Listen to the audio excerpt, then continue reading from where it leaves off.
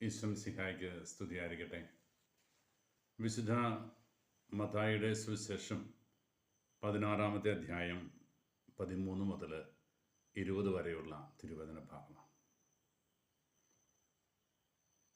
സമാന്തര സുവിശേഷങ്ങളുടെ ഏതാണ്ട് മധ്യഭാഗത്തായിട്ടാണ് 3 സുവിശേഷങ്ങളിലും ഈ വചനഭാഗം രേഖപ്പെടുത്തി വച്ചിരിക്കുക. ക്രിസ്തുവിൻ്റെ കൂടെ അവൻ്റെ ശിഷ്യഗണത്തിൽ ഒരുവനായി ഏറെ നാള് സഞ്ചരിച്ച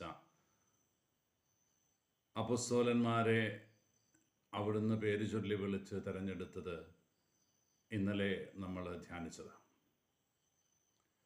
ഇന്ന് തൻ്റെ പ്രിയപ്പെട്ട ശിഷ്യന്മാരെ എല്ലാവരും കൂടെ ചേർത്തിരുത്തി അവിടുത്തെ രക്ഷാകര പദ്ധതിയുടെ ഒരു ഇവാലുവേഷൻ നടത്തുകയാണ്. ജനങ്ങൾ എന്താണ് തന്നെക്കുറിച്ച് പറയുന്നത് എന്ന ഒരു ചോദ്യം ഈശോ ശിഷ്യന്മാരുടെ നേരെ ഉയർത്തുകയാണ്. പ്രവാചകന്മാരിൽ ഒരുവൻ എന്നതിനപ്പുറത്ത് ഒരു ദൈവമായി, ദൈവപുത്രനായി, രക്ഷകനായി യേശുവിനെ കണ്ട യഹൂദർ തുലവും പരിമിതമായിരുന്നു. അതുകൊണ്ട് തന്നെ അവർ നൽകിയ ഉത്തരങ്ങളിൽ ഈശോ സംതൃപ്തനല്ല. വീണ്ടും അടുത്ത ചോദ്യം ഈശോ വളരെ അപ്രതീക്ഷിതമായിട്ട് ശിഷ്യന്മാരുടെ നേരെ ഉയർത്തുകയാണ്. ഞാൻ ആരാണെന്നാണ് നിങ്ങൾ പറയുന്നത്? പ്രിയപ്പെട്ടവരെ, ഇന്ന് ഈ പ്രഭാതത്തിൽ യേശുനാഥൻ ഇതേ ചോദ്യം നമ്മൾ ഓരോരുത്തരോടും ആവർത്തിക്കുകയാണ്.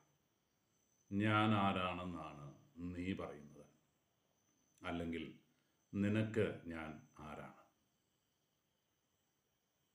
പത്രോസ്ലീഹായുടെ ഉത്തരം വളരെ ക്ലാസിക്കലായിട്ടുള്ള ഒരു ഉദാഹരണമായിട്ട് നമ്മുടെ മുമ്പിൽ, ശക്തമായൊരു ഉത്തരമായിട്ട് നമ്മുടെ മുമ്പിൽ നിൽക്കുകയാണ്.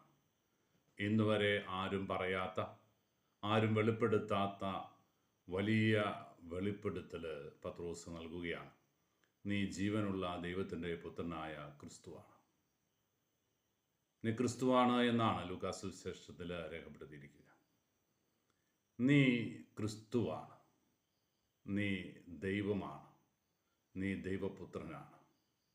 ലോകത്തെ രക്ഷിക്കാൻ, പാപാന്ധകാരത്തിൽ നിന്ന് ഒരു ജനതയെ രക്ഷിച്ചുയർത്തി തൻ്റേതാക്കി മാറ്റാൻ ആഗ്രഹിക്കുന്ന ദൈവം ഭൂമിയിലേക്ക് അയച്ച രക്ഷകൻ, വീണ്ടെടുപ്പിനായി അയച്ച കുഞ്ഞാട്, അവനാണ് യേശു എന്ന് തിരിച്ചറിഞ്ഞ അപ്പസ്തോലന്മാരുടെ നേതാവ് വ്യക്തമായി, ശക്തമായി പറയുന്നു, നീ ക്രിസ്തുവാണ്.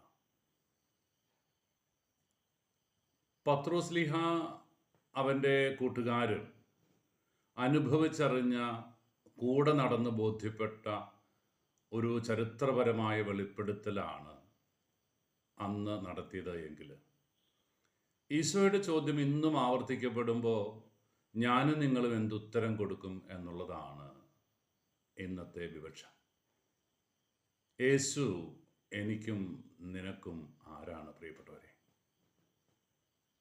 ഇന്നോളമുള്ള എൻ്റെ ജീവിതത്തിൻ്റെ ഇന്നലകളിലേക്ക് തിരിഞ്ഞു നോക്കിയിട്ട് എന്നെ കൈപിടിച്ച് നടത്തിയവൻ, എൻ്റെ ജീവിതത്തിലെ രക്ഷാകരമായി ഇടപെട്ടവൻ, എൻ്റെ ദുഃഖങ്ങളും വേദനകളും എടുത്തു മാറ്റാൻ പോരുന്നവൻ, എന്നെ ആശ്വസിപ്പിക്കുന്നവൻ, എന്നെ അനുഗ്രഹിക്കുന്നവൻ, എൻ്റെ ക്രിസ്തു, എൻ്റെ ദൈവം എന്ന് ഏറ്റുപറയാൻ നമുക്ക് സാധിക്കുന്നുണ്ടോ?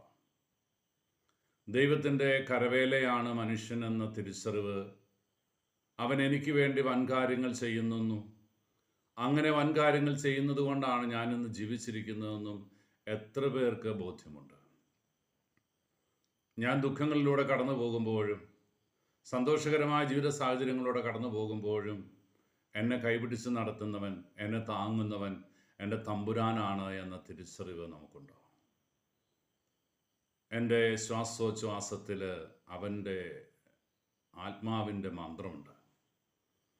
എൻ്റെ ശരീരത്തിൽ പ്രവർത്തിക്കുന്ന കോടാനുകോടി കോശങ്ങളും ഗ്രന്ഥികളും ഇടതടവില്ലാതെ പ്രവർത്തിച്ചു കൊണ്ടിരിക്കുന്നത് അവൻ്റെ കരസ്പർശമുള്ളത് കൊണ്ടാണ്. മഹാത്ഭുതമെന്ന് പറയാവുന്ന രീതിയിൽ എൻ്റെ ശരീരത്തിലെ എത്രയോ ഗ്രന്ഥികളും കോശങ്ങളും ഡിവൈസുകളും ഒരേ സമയത്ത് പ്രവർത്തിക്കുന്നത് കൊണ്ടാണ് ഞാൻ ഇപ്പോൾ നിങ്ങളോടിങ്ങനെ സംസാരിക്കുക, നിങ്ങൾ ഈ വചനം കേൾക്കുക. ഇതൊക്കെ അത്ഭുതകരമായ ദൈവത്തിൻ്റെ വെളിപ്പെടുത്തലാണ് എന്ന് മനസ്സിലാക്കാൻ നമുക്ക് സാധിക്കണ്ടേ. ഞാൻ പാപം ചെയ്യുമ്പോഴും എന്നെ ചേർത്ത് പിടിക്കുന്ന ദൈവം, ദുഷ്ടൻ്റെയും ശിഷ്ടൻ്റെയും മേൽ ഒരുപോലെ സൂര്യനെ ഉദിപ്പിക്കുന്ന ദൈവം, ആ ദൈവം എനിക്ക് സമീപസ്ഥനാണെന്നും അവനാണ് എൻ്റെ ദൈവമെന്നും ഏറ്റുപറയാൻ നമുക്ക് സാധിക്കുമോ? അങ്ങനെ ഏറ്റുപറയാനുള്ളൊരു ബന്ധം ഈ കാലഘട്ടം കൊണ്ട് നീയും തമ്പുരാനുമായിട്ട് ഉണ്ടാക്കിയിട്ടുണ്ടോ? നിന്നെ പേര് ചൊല്ലി വിളിക്കുമെന്ന് വാഗ്ദാനം നൽകിയവൻ നിന്റെ പേര് ഓർക്കുമോ? അങ്ങനെ ഓർക്കാനുള്ളൊരു ബന്ധം നീയും യേശുവും തമ്മിലുണ്ടോ? നമുക്ക് ചിന്തിക്കാം. ഈ ചോദ്യത്തിന് ഞാനും നിങ്ങളും എന്തുത്തരം കൊടുക്കുമെന്നത് നമുക്ക് ഓരോരുത്തർക്കും ദൈവം ഭരമേൽപ്പിച്ചിരിക്കുന്ന ചോദ്യമാണ്. ഉത്തരം നമുക്ക് കണ്ടെത്താം. എൻ്റെ അനുഭവങ്ങളുടെ വെളിച്ചത്തിൽ, എൻ്റെ ജീവിത സാഹചര്യങ്ങളുടെ വെളിച്ചത്തിൽ, എൻ്റെ ദൈവാനുഭവത്തിൻ്റെ വെളിച്ചത്തിൽ ഞാൻ അവന് ഉത്തരം കൊടുക്കട്ടെ. ഈശോ അനുഗ്രഹിക്കട്ടെ. കർത്താവ് മിശിഹായുടെ കൃപയും പിതാവായ ദൈവത്തിൻ്റെ സ്നേഹവും പരിശുദ്ധാരൂപിയുടെ സഹവാസവും നാം എല്ലാവരും കൂടി ഉണ്ടായിരിക്കട്ടെ, ഇപ്പോഴും എപ്പോഴും എന്നേക്കും. ആമേൻ.